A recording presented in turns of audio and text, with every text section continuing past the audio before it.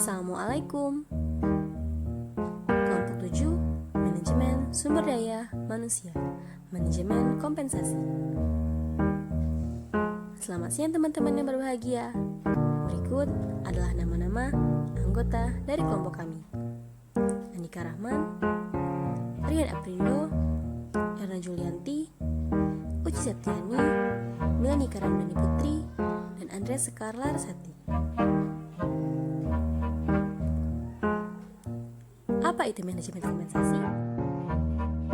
Manajemen menurut James A. F. Stoner menyatakan bahwa manajemen adalah suatu proses perencanaan, pengorganisasian, kepemimpinan, dan pengendalian upaya dari anggota organisasi serta penggunaan semua sumber daya yang ada pada organisasi untuk mencapai tujuan organisasi yang telah ditetapkan sebelumnya. Manajemen menurut Tehani Handoko menyatakan bahwa manajemen adalah bekerja dengan orang-orang untuk menentukan, menginterpretasikan, dan mencapai tujuan-tujuan organisasi dengan pelaksanaan fungsi-fungsi perencanaan, pengorganisasian, penyusunan, personalia, pengarahan, kepemimpinan, dan pengawasan. Kompensasi menurut Anwar Prabu Mangkunegara adalah sesuatu yang dipertimbangkan sebagai sesuatu yang sebanding. Dalam kepegawaian, hadiah yang bersifat uang merupakan kompensasi yang diberikan kepada pegawai sebagai penghargaan dari pelayanan mereka. Kompensasi menurut Saudara Mayanti adalah segala sesuatu yang diterima oleh karyawan sebagai balas jasa atas kerja mereka.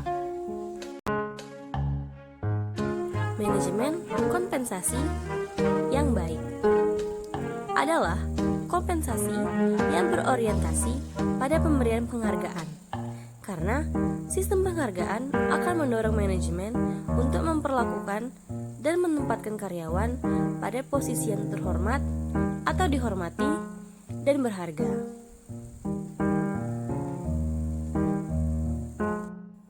Tujuan manajemen kompensasi: menghargai kinerja.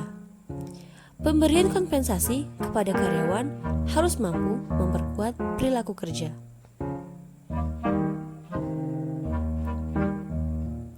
Memperoleh SDM yang berkualitas. Kompensasi yang ditetapkan perusahaan harus mampu bersaing di pasar tenaga kerja. Mengendalikan biaya.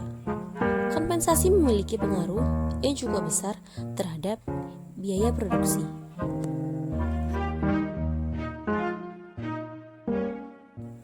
Mengikuti peraturan pemerintah. Perwujudan kesejahteraan karyawan melalui penetapan peraturan perundang-undangan.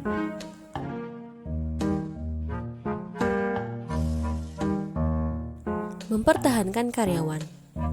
Karyawan yang memiliki kinerja unggul sangat berharga.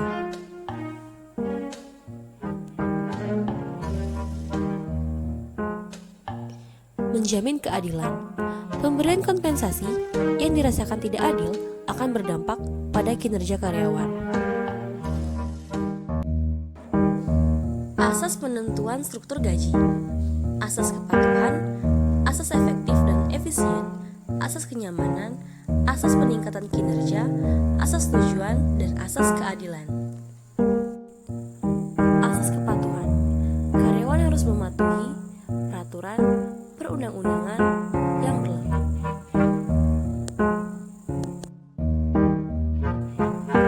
Asas efektif dan efisien. Memberi motivasi kepada karyawan supaya berkinerja tinggi.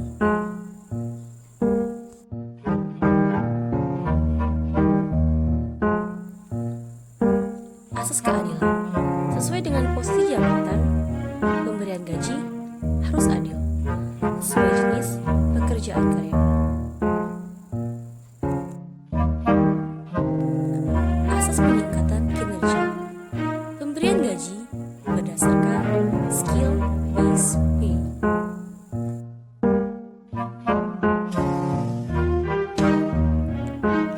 Asas kenyamanan. Karyawan dapat bekerja dengan baik dengan kenyamanan yang dirasakan.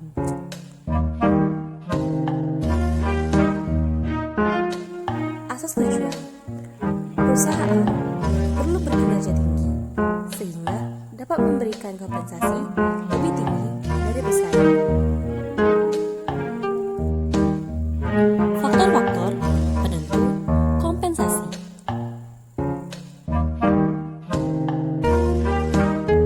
1. Organisasi. Pemberian kompensasi setiap organisasi tentunya berbeda.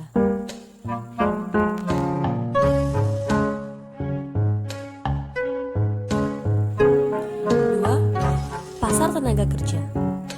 Pekerjaan sama dari asal yang berbeda, maka kompensasi pun akan berbeda.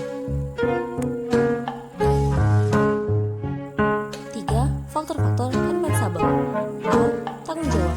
Berkaitan dengan besar beban mental yang harus ditanggung karyawan terhadap pekerjaan. B. Kompleksitas. Mengukur seberapa pelik atau rumit suatu pekerjaan hingga dibutuhkan pengalaman lebih. C. Kondisi kerja. Merupakan suatu keadaan lingkungan kerja yang berpengaruh terhadap keamanan serta keselamatan kerja. D. Pendidikan.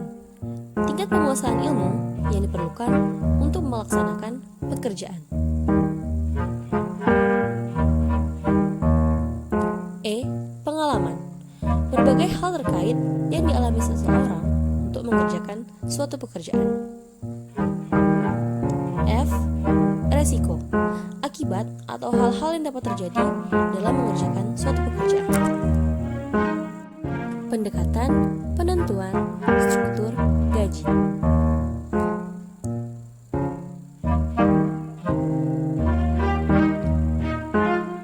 Setiap organisasi atau perusahaan harus memiliki keputusan tentang struktur gaji yang akuntabel.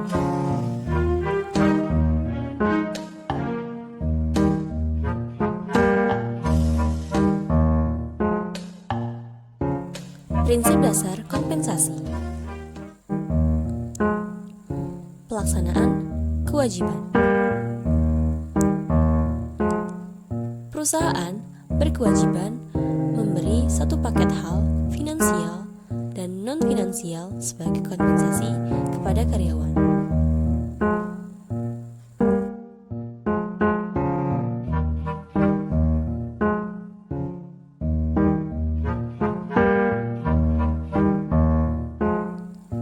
Pemilihan hak.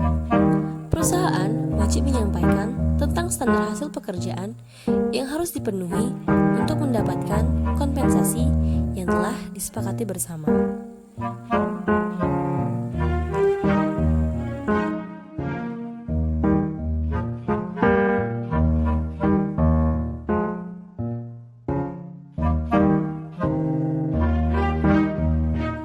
Kinerja unggul bukan sesuatu yang tidak mungkin. Karyawan mampu melakukan pekerjaan dengan hasil yang melebihi standar yang telah disepakati bersama.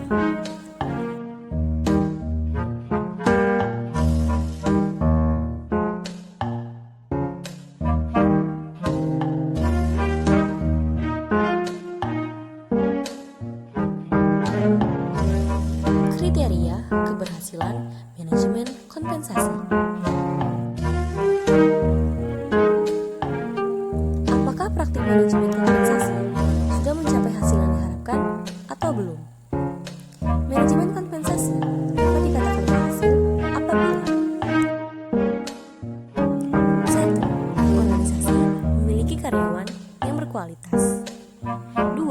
Organisasi mampu mempertahankan karyawan yang berkinerja unggul.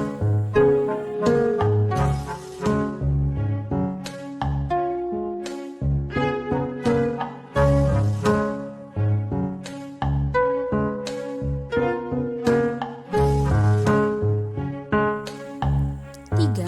Tidak mendapatkan keluhan mengenai gaji yang tidak sesuai.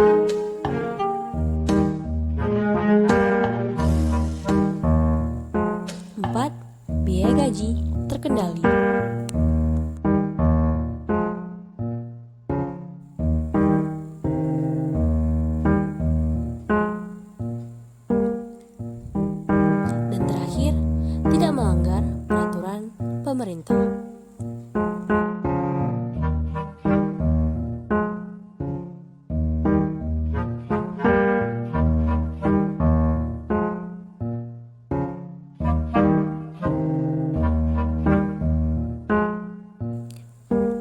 Bentuk kompensasi pada umumnya.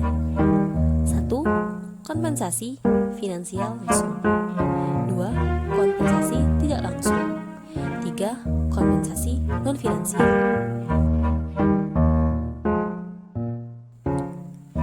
Hubungan kompensasi dengan karyawan.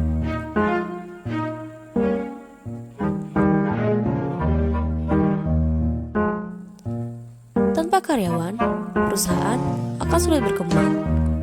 Perusahaan butuh karyawan untuk mencapai tujuannya. Karyawan pun butuh perusahaan untuk memenuhi kebutuhannya. Maka, karyawan dan perusahaan saling membutuhkan.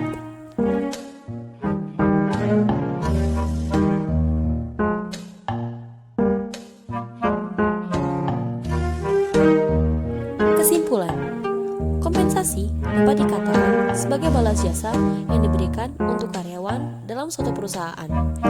Semakin besar kinerja karyawan, semakin besar pula kompensasi yang akan diberikan. Atas perhatiannya, kami ucapkan terima kasih. Wassalamualaikum warahmatullahi wabarakatuh.